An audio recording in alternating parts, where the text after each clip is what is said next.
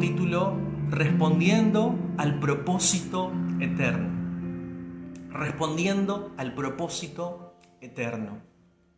Voy a tomar como base y como fundamento para desarrollar lo que te quiero decir en esta noche, el libro de Efesios, capítulo 3, del versículo 1 al 21. No vamos a leer tantos versículos porque quiero dedicar más tiempo y aprovechar y redimir bien el tiempo. Pero desde el versículo 1 en adelante, el apóstol Pablo empieza a desarrollar el tema y el concepto del propósito eterno. Y eso es a eso donde yo quiero llegar en esta noche.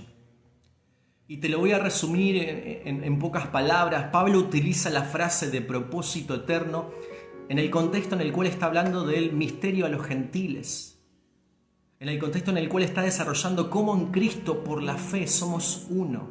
Cómo en Cristo Él en la cruz mató todas las enemistades y ya ahora no hay diferencias, no hay dos comunidades, sino hay un solo cuerpo. Ya no hay judío ni griegos, ya no hay esclavo ni libre, ni hombre ni mujer, sino que todos somos uno en Cristo. Él sigue hablando sobre la multiforme sabiduría de Dios que se ha revelado a los santos y que esa revelación nos trajo en libertad, y esa revelación nos trae la responsabilidad de dar a conocer este misterio aún a los principados y potestades en las regiones celestes. Pablo está hablando de que la iglesia es la responsable de dar a conocer esto que nos está siendo revelado por el Espíritu Santo, de que somos un cuerpo, de que somos uno, aún no solamente en lo terrenal, sino en las regiones celestes, como si la sabiduría de Dios, que es desconocida en la esfera celestial por los ángeles y aún por los principados y potestades, la iglesia tiene la bendición de conocer este misterio. Y termina diciendo en el capítulo 3 que al conocer el amor de Cristo es el momento en el cual podemos ser llenos de la plenitud de Dios. Este es el resumen del capítulo 3 en el cual Pablo encuadra el propósito eterno. Y quiero hablarte de eso, de responder al propósito eterno. Muchas veces hablamos de propósito, muchas veces oímos y escuchamos sobre el tema del propósito. Pero para poder entender bien qué queremos decir cuando hablamos de propósito, está bueno preguntarnos ¿para qué? La pregunta que nos enfoca, que nos orienta en el propósito es ¿para qué? Cuando respondemos al por qué, nos referimos a las motivaciones generalmente. ¿Por qué hago lo que hago?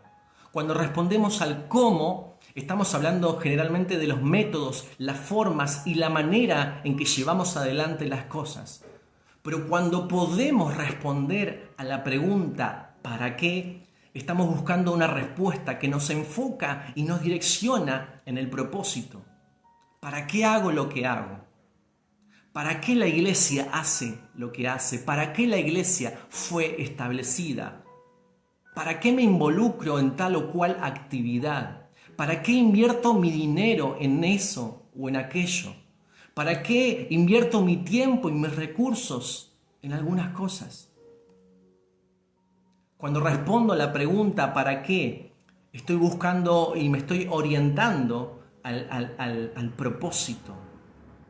En el decir de Pablo en Filipenses 3, versículo 12 dice: no que lo haya alcanzado ya, ni que sea ya perfecto, sino que prosigo para ver si logro asir aquello para lo cual fui también asido por Cristo Jesús.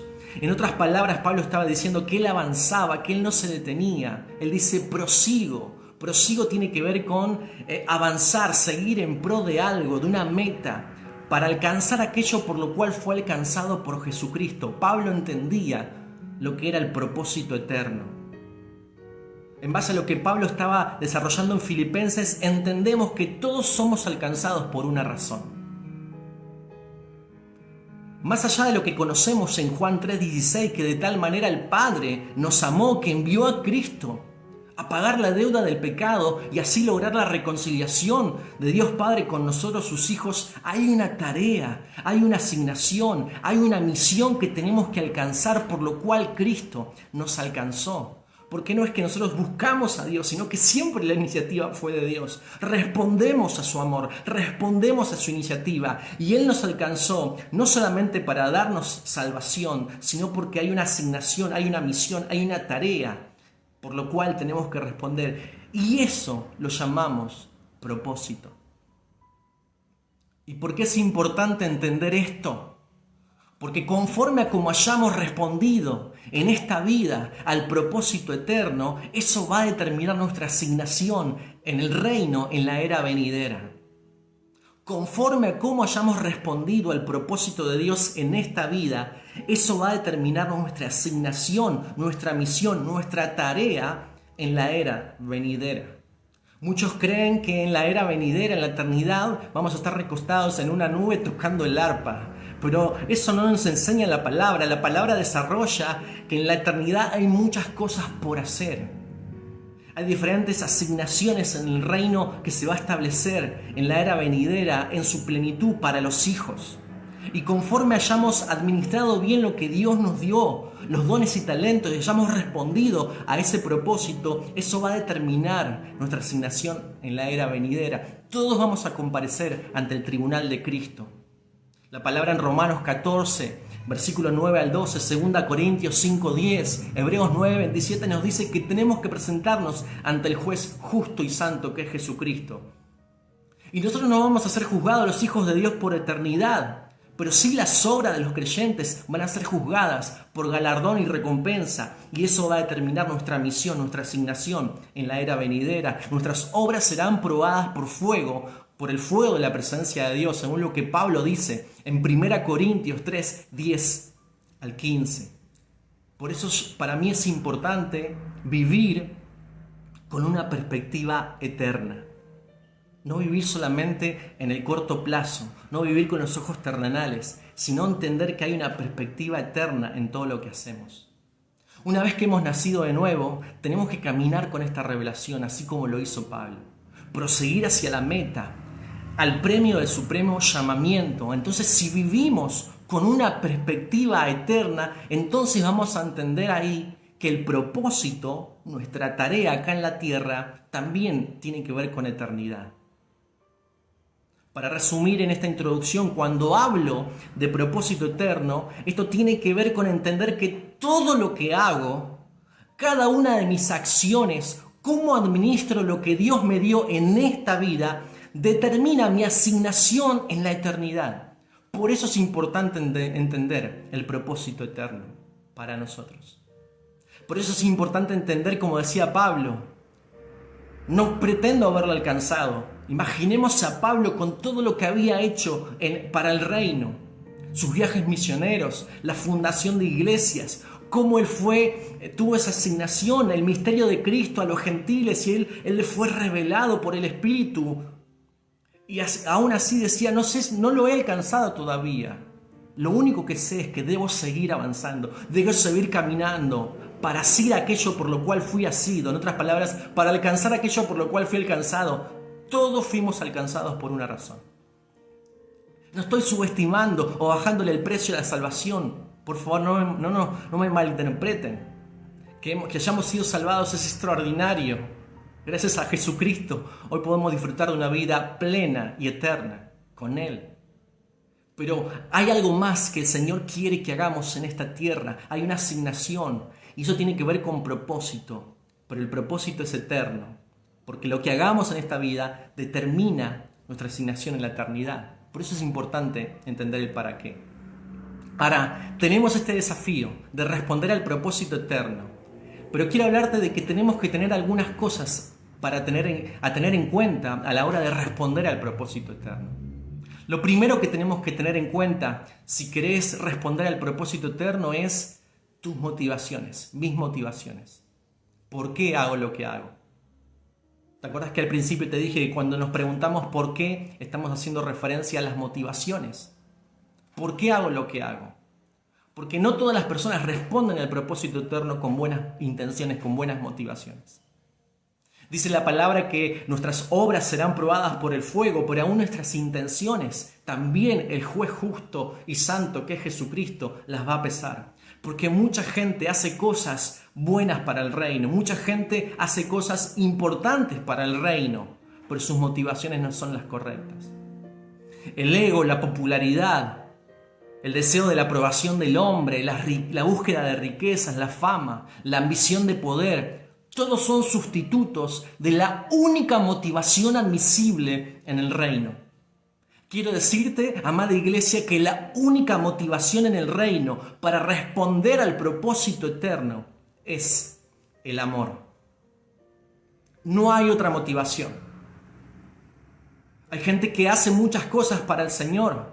Hay gente que deja muchas cosas por el Señor, pero lo que está buscando es saciar su ambición de poder, buscar la popularidad, la fama, la aprobación del hombre, de un líder, de un pastor. La única motivación en el reino para seguir a Cristo y responder a su propósito es el amor. No puede haber otra motivación.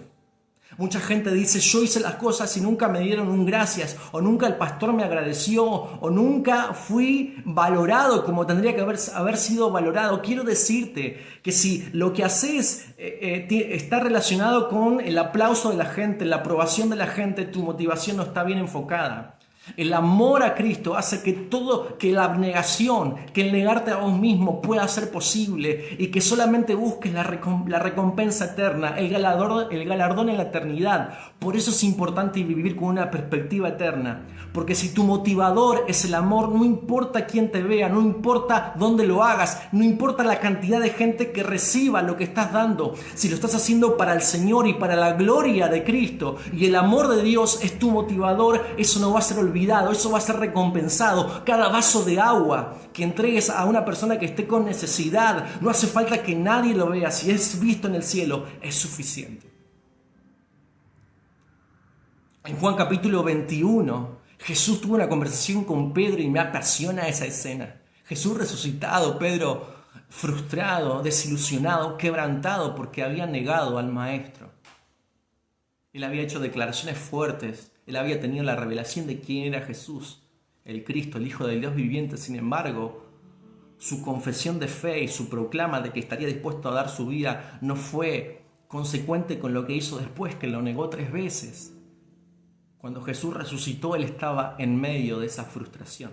En Juan capítulo 21, Jesús trata con el corazón de Pedro. No es la cuestión del tema de hoy, pero sí quiero hablarte de las motivaciones. Porque cuando Pedro se encuentra con Jesús, Jesús le hace esta pregunta 3 veces: ¿me amas? Y Pedro le dice: Señor, tú sabes que te amo. Pero ¿por qué Jesús le pregunta si lo amaba? Porque la única motivación, el único motivo para la acción, lo único que puede encender tus motores para seguir a Cristo y responder al propósito eterno es el amor. Y ahí se pudo cumplir con la asignación que Jesús le había dado a Pedro. Jesús le había dicho: tú eres Pedro y sobre esta roca edificaré mi iglesia y a ti te daré las llaves del reino, en Mateo capítulo 16. Pero el Pedro de Juan 21 era un Pedro frustrado, que no podía seguir a Cristo porque todas sus emociones y su carácter había sido trastocado con la negación. Jesús tenía que sanar su corazón y que Pedro entienda que no importa lo que haya vivido, si él verdaderamente estaba arrepentido, lo importante era su confesión de fe y su amor por Jesús. Y es ahí donde Jesús le dice: apacienta mis ovejas, apacienta mis corderos. ¿Qué le estaba diciendo? Ahora, Pedro, que entendés que tenés que seguirme por amor, estás preparado para responder al propósito eterno y liderar el mayor movimiento de la historia, que fue el comienzo de la iglesia primitiva, un movimiento de fe que trastornó las naciones conocidas en esa época. Por eso entiendo que para poder responder al propósito eterno, el amor a Dios, el amor a Jesús, es el único motivador admisible en el reino, no puede ser sustituido por otro. Hebreos 6:10, el autor a la carta a los Hebreos dice: porque Dios no es injusto para olvidar vuestra obra y el trabajo de amor que habéis mostrado hacia su nombre, habiendo ministrado y ministrando aún a los santos. El autor está diciendo: Dios no se olvida. El autor a la carta a los Hebreos está diciendo: Él no es injusto, no va a olvidar vuestra obra y el amor que te motivó, que te llevó a caminar la milla extra. A tener en cuenta, Lo segundo, para responder al propósito eterno, es el método, la manera, la forma en que hago lo que hago, que es la pregunta ¿cómo lo hago? ¿Te acordás? ¿Para qué te enfoca en el propósito? ¿Por qué es el motivo, la motivación? Y el cómo tiene que ver la manera, la forma en que vos desarrollas esa tarea, esa asignación, esa misión que el Señor te dio, por lo cual Jesús te alcanzó. Y acá es donde uno tiene que ser sincero con uno mismo, hay que ser muy honesto con el diseño de Dios en nuestras vidas y no intentar ser la copia de nadie, no intentar hacer lo que al otro le funciona, sino ser respetuoso y ser fiel al diseño de Dios en tu vida. Dejar que el Espíritu Santo te guíe para elegir en base al diseño de Dios, aquello que enciende tus motores, que enciende tu pasión, cuáles son tus dones y talentos, respetar eso, ser fiel a ese diseño, sin olvidarte nunca de la perspectiva eterna para que no te confundas con lo que te propone este sistema, con lo que te propone Babilonia, con lo que intenta este sistema anti-Dios confundirte. El método no es teniendo un sinfín de seguidores en las redes sociales ni tener muchos likes en todos los contenidos que generes. Y que eso está bien, pero el método tiene que ver con responder a tu diseño, porque quizás lo que a otro le funciona, a vos no, porque Dios tiene preparado algo específico y que puedas elegir en libertad en base a cómo Dios te formó es clave para que eso encienda tu pasión, tus motores. Yo creo en una generación, en una iglesia que se involucra en cosas que otros no se animaron a involucrarse. Creo en una iglesia que se anima a meterse en lugares donde nadie se ha metido. Creo en una generación que asume riesgos porque entienden que el para qué vale la pena, porque entiendan que la causa de Cristo vale más que cualquier otra cosa. Que deja de lado las cuestiones partidarias, las ideologías y filosofías y pone en el centro de la escena el propósito eterno. Cree en una generación que en el método, en la forma, no replica, sino que es innovadora, es creativa. Yo lo suelo llamar la generación de Daniel. De eso también te compartí la vez pasada. Una generación que se propone no contaminarse, que no reniega de estar en Babilonia, sino que asume el riesgo de estar en ese lugar, paga el precio y responde a la asignación que Dios le dio a esos jóvenes en ese lugar. La generación de Daniel.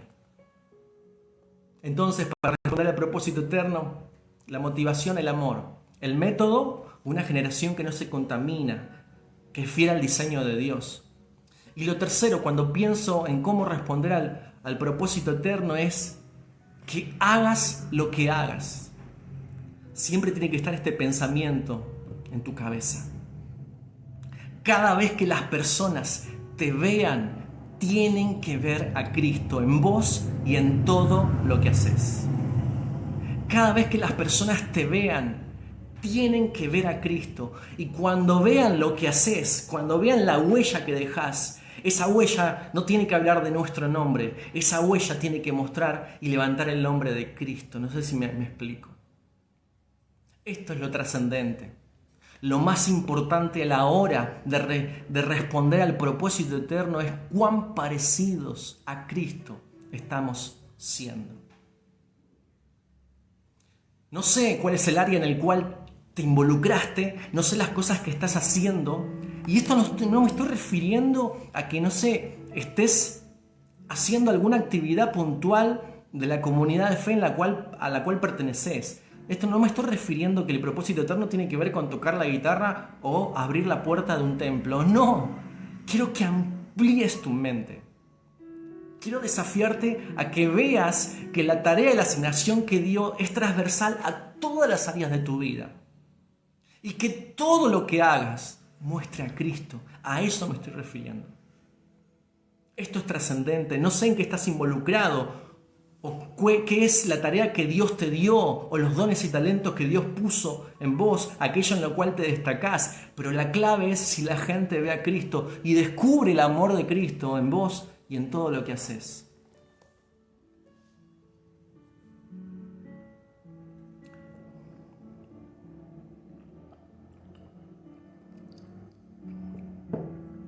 Lo último que te quiero compartir para terminar y cerrar la idea es: pero entonces, si la clave a la hora de responder al propósito eterno es cuán parecido a Cristo estoy siendo, La pregunta para terminar y para concluir con este tema es: ¿cómo puedo ser? ¿Cómo puedo parecerme más a Cristo entonces? ¿Cómo puedo hacer para que el carácter de Cristo se forme cada día en mi vida? Hay muchas posibilidades en su palabra que nos ayudan a parecernos más a Cristo, pero yo te quiero mencionar dos en esta noche. Dos maneras prácticas en las cuales te pueden ayudar, como a mí también me ayudan, cada día a desafiarme a parecerme más a Cristo, que es la clave y es lo trascendente a la hora de responder al llamado del cielo. Lo primero es a cara descubierta en adoración. ¿Cómo puedo parecerme más a Cristo? Bueno, a cara descubierta en adoración. 2 Corintios 3:18 dice: por tanto, nosotros todos, mirando a cara descubierta como en un espejo la gloria del Señor, somos transformados de gloria en la misma imagen, como por el Espíritu del Señor. Es que es en intimidad con Jesús que somos transformados de gloria en gloria a su misma imagen por el Espíritu. A medida que nos sumergimos en lo profundo del corazón de Jesús para adorarle y contemplarle, es ahí donde somos transformados más a su imagen. Mira, hermano, si algo permanece en la eternidad de todas las cosas que hacemos y todas las prácticas habituales que tenemos como iglesia o como familias, si algo permanece por siempre, lo que va a permanecer es la adoración. ¿Cómo podemos parecernos más a Cristo? A cara descubierta en adoración. La adoración al que está sentado en el trono, a nuestro Dios Padre. La adoración al Cordero, a Cristo como el Hijo del Hombre que está sentado a la diestra, es lo que va a permanecer por siempre. Esto es lo que nos va a permitir cada día parecernos más a Jesús. Apocalipsis 4, Apocalipsis 5 nos revela detalles de la adoración celestial, de cómo es ahora y cómo será por la eternidad. ¿Cómo puedo parecerme más a Cristo? Dije, a cara descubierta en adoración. Y quiero decirte en este tema, yo a veces hablo muchísimo porque tengo bastante para compartir, pero sencillamente la idea es esta. Adoración no es una canción. Adoración no es música. Adoración no es un culto, no es un congreso. Suelo enseñar que adoración es la vida de Jesús, porque es lo que descubrimos en Juan capítulo 4, cuando Jesús habla con la mujer samaritana y desarrolla este tema. Adoración es un estilo de vida, de intimidad con Jesús. El Padre busca a los verdaderos en espíritu y en verdad, y son aquellos que replican la vida de Jesús. Eso es adoración. Cuando me parezco más a Jesús, es cuando mi vida se transforma en una canción de adoración. Es cuando no hace falta una canción, música, un culto, sino que mi vida, mis acciones son esa canción de adoración que llega al tercer cielo, llega a la nueva Jerusalén, al trono de Dios, como olor fragante. Te dije que te iba a decir dos cosas, dos maneras prácticas de cómo puedo parecerme más a Cristo. Bueno, la primera es a cara descubierta en adoración y la segunda es despertar mi espíritu a la belleza de Jesús. Y cuando hablo de belleza de Jesús, no estoy hablando en un sentido romántico. No estoy hablando solamente en un sentido romántico. Cuando hablo de belleza de Jesús, hablo con que nuestros ojos sean abiertos a la realidad de Cristo, a su inmensidad, a su majestad y todo lo que Él es, que es en un punto abrumador, pero es hermoso. A eso me refiero, a que nuestra vida se le revele a nuestro espíritu la realidad de Cristo, pero en el aquí y en ahora, por medio del Espíritu Santo. Es ahí donde, si nuestro espíritu se despierta a la belleza de Jesús, donde nuestro corazón se enciende con pasión por Él. Y es ahí donde no hace falta nada externo, sino de adentro hacia afuera surge esa pasión bien enfocada en Cristo. Estamos acostumbrados a desarrollar la idea de la persona de Jesús según los evangelios, y está bien. Porque esos 3 años maravillosos y profundamente poderosos del ministerio de Cristo en la tierra marcaron un antes y un después en la historia de la humanidad, por supuesto. Pero hay más descripciones de Jesús en la palabra que tenemos que descubrir. En Apocalipsis capítulo 1, 2 y 3 hay 24 formas distintas en las cuales se describe a Cristo, pero no en el futuro, sino en el aquí y en el ahora. Y esta revelación nos da una imagen más plena, más completa del esposo que Jesús es. Cuando empezamos a buscar más de la persona de Jesús y de que nuestro espíritu se despierte a la realidad de Cristo en este tiempo, Apocalipsis nos muestra la realidad del Rey, del sumo sacerdote, del juez que nos enamora cada día, porque cuando más le conocemos, más le amamos. Mirá, nuestro mayor logro en esta era y aún en la era venidera, ¿sabes cuál va a ser? Conocer más a Dios y conocer más a Cristo. Jesús es infinitamente distinto a nosotros, Él es santo, puro. Nuestro Padre es digno sobre todas las cosas. Y algo que va a ser increíble cuando vivamos en la eternidad, cuando estemos viviendo esa experiencia extraordinaria y respondiendo al propósito eterno en esa era, algo que va a ser maravilloso va a ser descubrir cada día una faceta nueva de nuestro amado, de la gloria de Dios. Si alguno pensaba que la eternidad era estar recostado y no hacer nada, quiero decirte que ni siquiera va a haber noche, porque no va a haber sol, porque la gloria de Dios va a alumbrar a las naciones, al universo entero. Es más, si nuestras fuerzas van a ser renovadas, algunos creen que no va a ser necesario dormir, porque nuestra tarea va a ser constante, porque vamos a estar conectados directamente a la fuente de vida. Imagínate. Pero responder al propósito eterno con una perspectiva eterna es sin olvidarte que eso va a estar determinada, esa tarea, por cómo vivas y respondas al propósito en esta era. Para terminar, como conclusión, responder al propósito eterno tiene que ver con vivir con una perspectiva eterna, donde entiendo que fui alcanzado por Dios para alcanzar algo y que eso incide en la manera en que responda en mi asignación en la era venidera. El desafío tiene que ser con la motivación correcta, como hablamos, por amor. También tiene que ser llevada a cabo por una generación determinada, no contaminarse, aún en un sistema como este, como el de Babilonia con Daniel. Y por último, lo último que te compartí es que lo más trascendente en el propósito eterno es que cuando la gente nos vea, tiene que ver a Cristo en nosotros. Y que en todo lo que hagamos tiene que estar el sello del amor de Jesús.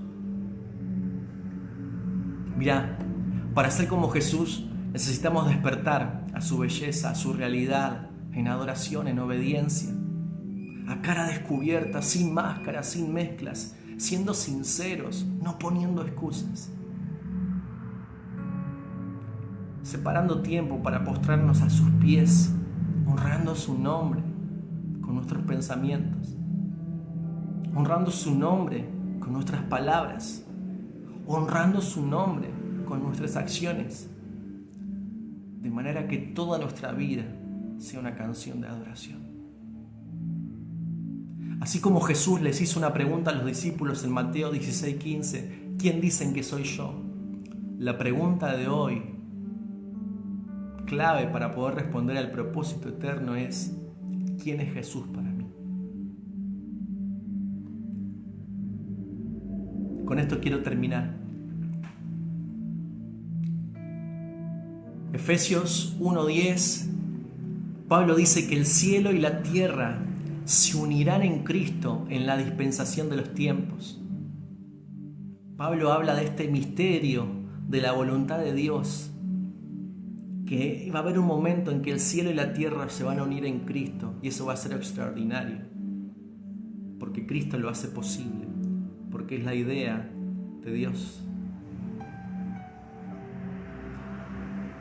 Esto quiere decir que si puedo mostrar a Cristo con mi vida, que si puedo mostrar a Cristo en todo lo que hago, si la huella que dejo muestra el amor de Jesús, quiero que sepas que vamos a estar uniendo dos realidades en ese momento, el cielo y la tierra. Porque el misterio de la voluntad de Dios es unir cielo y tierra en Cristo. Responder al propósito eterno con una perspectiva eterna es no olvidar esto. Que cielo y tierra se unen cuando mostramos a Cristo. Con la motivación correcta, de la manera correcta. Y cada día enamorándonos más de aquel que lo dio todo por nosotros. Y va a ser en ese momento, cuando cielo y tierra se unan, que estaremos respondiendo al propósito eterno.